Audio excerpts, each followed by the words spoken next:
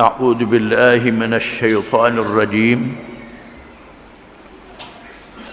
بسم الله الرحمن الرحيم قل يا أيها الكافرون لا أعبد ما تعبدون ولا أنتم عابدون ما أعبد ولا أنا عابد ما عبدتم ولا أنتم عابدون ما أعبد lakum dinukum waliyadin.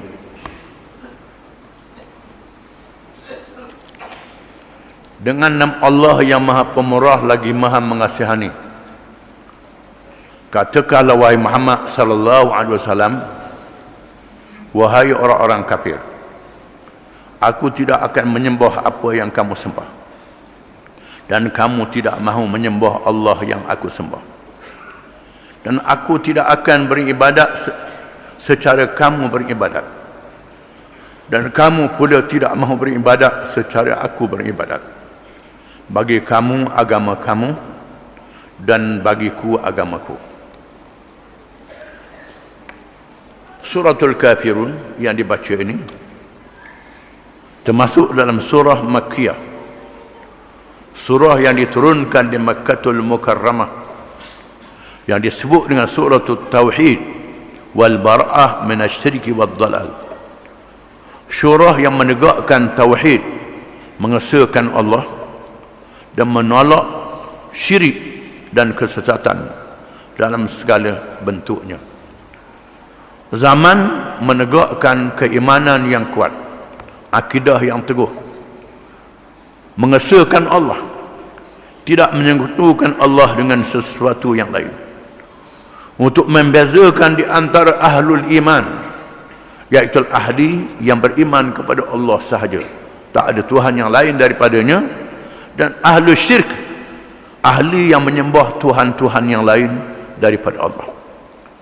Disebut sebab turunnya ayat ini bersempena dengan peristiwa apabila pemimpin-pemimpin Mekah bertemu dengan Nabi SAW dan berunding, kita tak payah berlawan lah, kita pakai gini, kita pakai tolak asuh, tahun ni kita pakai sembah Allah, aku ikutmu, kita sembah Allah.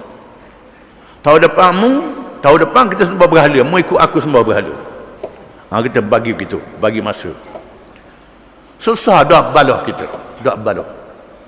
Aku ikut agama mu sikit, mu ikut agama aku juga. Mu mari sejik aku, mu mari rumah berhala aku, sembah tak ukok dengan aku, patut aku pergi sejikmu, semayang dengan mu juga. Senang, dah jadi balah. Maka Allah menurunkan ayat ini untuk menyatakan bahawa tidak ada tolak ansur,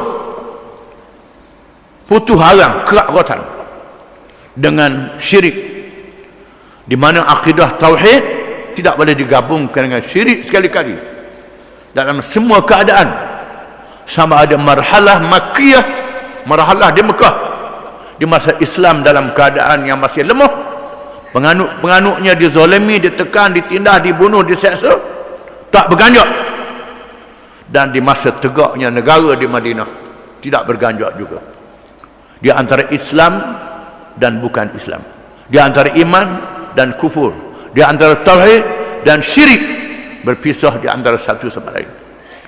Walaupun kita hidup bermasyarakat, hidup bergaul, boleh bercakap antara satu sama lain dalam keadaan yang damai, tetapi dalam masalah akidah tidak boleh bercampur sekali-kali.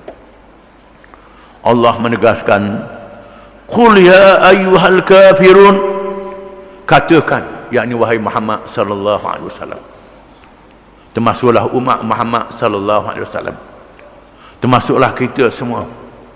Bila orang kafir ajak perkara yang sama, tak usah balah lah, mari kita pakat gilir sembahyang. Orang kafir ajak gitu, mana tahu, takut ada kalangan kita yang berasa nak sedap je, takut ada, tak dikira. Quran ni mukjizat sehingga hari kiamat. Kita nak perpaduan kan, nak perpaduan ada batas, jangan sampai tak ada batas. Ada batasnya, kita kena sedar batas kita dengan Allah Ta'ala, batas akidah tak boleh bercampur. Qul, katakan wahai Muhammad sallallahu alaihi wasallam, katakan siapa sahaja di kalangan umat Muhammad sallallahu alaihi wasallam, ya ayyuhal kafirun, wahai orang-orang yang kafir, orang-orang yang menyembah Tuhan-Tuhan yang lain daripada Allah, sama ada mereka itu kafir yang menyembah patung dan berhala, termasuklah orang-orang Yahudi dan Kristian yang juga kafir. Walaupun Yahudi menyembah Allah, tapi mereka menerima syariat-syariat dan peraturan yang dibawa oleh padri-padri dan pendeta-pendeta mereka, yang juga beribadat dalam tindak tanduk dan cara hidup lain daripada keputusan Allah Subhanahu wa taala. Sama saja, wahai mereka yang kafir, yang menyembah batu, menyembah kayu, menyembah manusia, menyembah peraturan-peraturan yang lain daripada ketentuan Allah.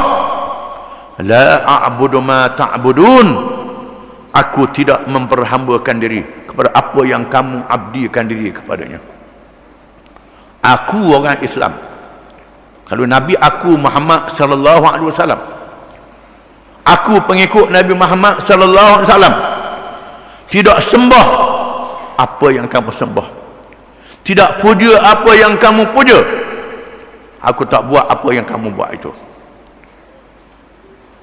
Wala antum abiduna ma'abud, dan kamu juga tidak menyembah apa yang aku sembah. Kamu juga tak sembah Allah Ta'ala sungguh-sungguh. Kamu sembah patung, sembah berhala, walaupun kamu duduk kata patung berhala ni adalah perantaraan sembah Allah juga. Cuma patung ni jadi perantaraan. Suruh patung royak ke Tuhan, suruh patung royak ke Tuhan pula dah. Ini pelik jahiliah, mengadakan perantaraan, sama saja, bukan sembah Allah, sembah patung tu lah.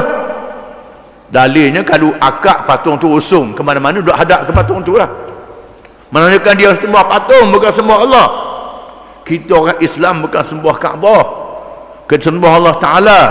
Walaupun kita menghadap kiblat ke arah Kaabah, kalau Kaabah tu dirombak, batu dia bawa ke sini, tak boleh hadap ke batu Kaabah, hadap ke Mekah juga. Menandakan kita menyembah Allah sebenarnya, bukan menyembah batu-batu Kaabah. Mereka menyembah batu-batu itu, mereka menyembah manusia-manusia yang dilantik menjadi Tuhan lain daripada Allah, menyembah iblis dan syaitan yang dipuja.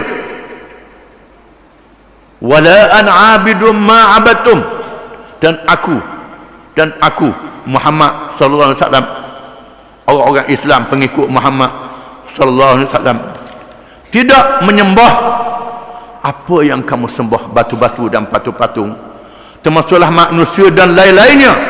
Wala antum abiduna ma a'bud, diulang sekali lagi, dan kamu tidak menyembah apa yang aku sembah. Ulama tafsir yang mendalami bahasa Arab mengatakan bahawa ayat yang kedua sama dengan yang pertama tadi untuk menguatkan ayat yang pertama, tauhid. Ada ulama mengatakan ayat yang pertama maksud yang telah lalu. Yang telah lalu kamu tidak sembah apa yang aku sembah.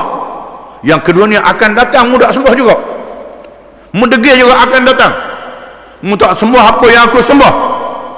Lakum dinukum waliyadin, bagi kamu agama kamu dan bagi aku agama aku.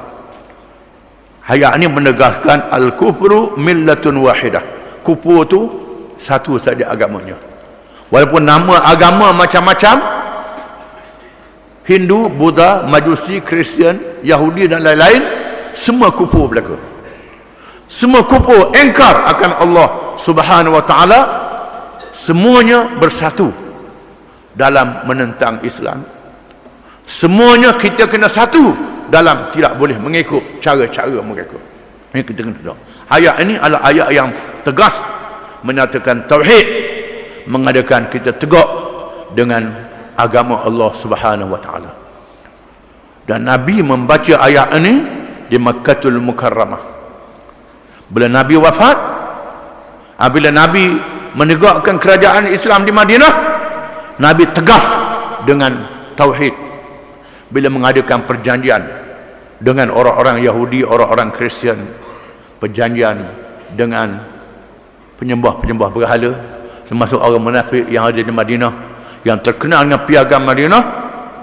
Wa innahu ma kana min baini ahli hadhihi as-sahifati min hadatsin aw istijarin yukhafu fasaduhu famaradhu ila Allah wa ila Muhammadin Rasulullah sallallahu alaihi wasallam.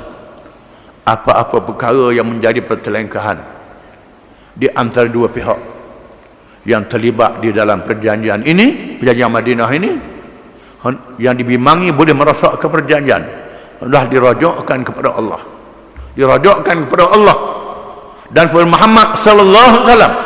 La ilaha illallah Muhammadur Rasulullah, Quran dan hadis Nabi sallallahu alaihi wasallam, dirajuk pada Allah, rajuk pada hadis Nabi sallallahu alaihi wasallam. Ini dia.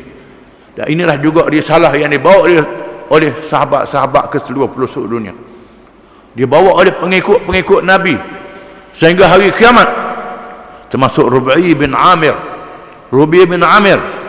yang dihantar oleh Sa'ad bin Abi Waqqas radhiyallahu an supaya bertemu dengan Rustam, panglima tentera Parsi yang menjadi kuasa besar dunia di zaman itu.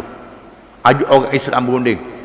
Lalu Sa'ad bin Abi Waqqas hantar dalam masa 3 hari, tempoh 3 hari diberi pada mereka untuk berunding, dan salah seorang wakilnya adalah Rubi bin Amir bertemu dengan Rustam. Setelah Rustam, panglima tentera Parsi, menawarkan dengan beberapa tawaran. Dosa gaduh lah. Kalau nak harta, kami sanggup beri harta.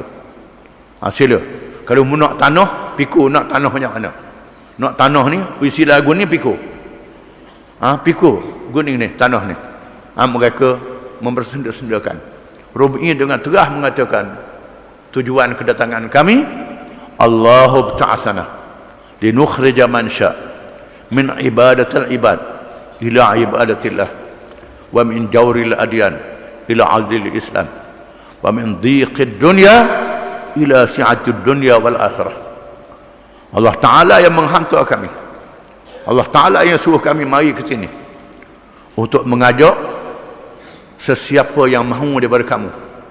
Kami tak paksa, untuk mengajak sesiapa yang mahu daripada kamu, daripada mengabdikan diri kepada hamba-hamba, kepada makhluk, kepada mengabdikan diri kepada Allah, Tuhan kepada segala makhluk dan seluruh alam ini, daripada kezaliman ajaran-ajaran agama-agama dan rekaan manusia kepada Islam yang adil, daripada dunia yang sempit kepada dunia yang luas sehingga hari akhirat. Ini tujuan kami datang ke sini. Lalu Rustam yang mewakili kerajaan Parsi degil, tak mau terima risalah ini, berdamai pun tak mau juga, ajak berperang. Maka berperanglah, dan Allah mengalahkan Parsi. Parsi ditumbangkan oleh Islam, ditakluk oleh Islam. Islam berkuasa memerintah negeri Parsi, dan tegak negeri Parsi, agama tauhid ditegakkan. Di masa Islam memerintah, Islam tak paksa penganut-penganut agama lain masuk Islam. Tapi jangan kacau Islam, jangan ganggu Islam, jangan ganggu Islam, jangan kacau orang Islam. Nak laksanakan Islam, jangan kacau. Ini dimasuk orang Islam dalam keadaan yang kuat. Barulah kita boleh kata lakum dinukum waliyadin. Bagi kamu agama kamu, bagi kami agama kami. Lah ni dok dia nak heret kita ikut agama dia. Ini jadi masalah yang sangat besar. Kita orang Islam pula terikut-ikut dengan dia. Ini jadi masalah yang besar. Di akhir zaman, di masa orang Islam tidak kuat dengan agama. Jadi masa ni kita kena kuat pegang dengan agama kita. Kerana agama Islam lah yang menyelamatkan kita dari dunia sehingga hari akhirat. Wallahu a'lam.